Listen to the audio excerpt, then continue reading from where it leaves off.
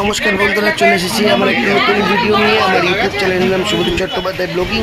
তো এই ভিডিওটা হচ্ছে এবছরে পয়লা বৈশাখ, প্রত্যেক বছরের মতো এবছরও পয়লা বৈশাখ প্রত্যেক গয়নার দোকানে দোকানে হয়।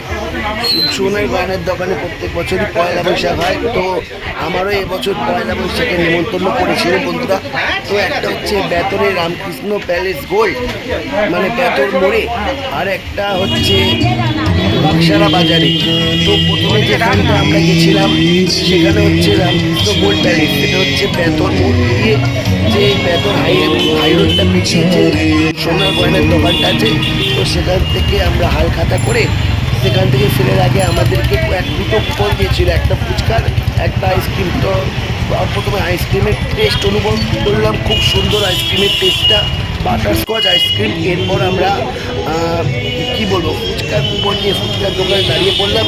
তবে এখানে একটা গন্ডগোল ছিল যে দুদিকে ফুচকার লাইন ছিল, তো সেই লাইন অনেকে মেনে চলছিল, আবার অনেকে লাইন নিয়ম ভঙ্গ করে মাঝখান দিয়ে ঢুকে পড়ছিল। তো সেই নিয়ে একটা বড় ক্যাচাল চালু হয়ে গেছিলো।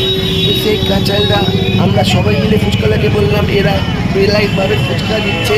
তো তখন আবার ফুচকোরা তাদেরকে আবার বকে সমাধান করলো, আবার লাইনে দাঁড়াতে বললো, তারপর তাদেরকে ফুচকা দিতে বললো।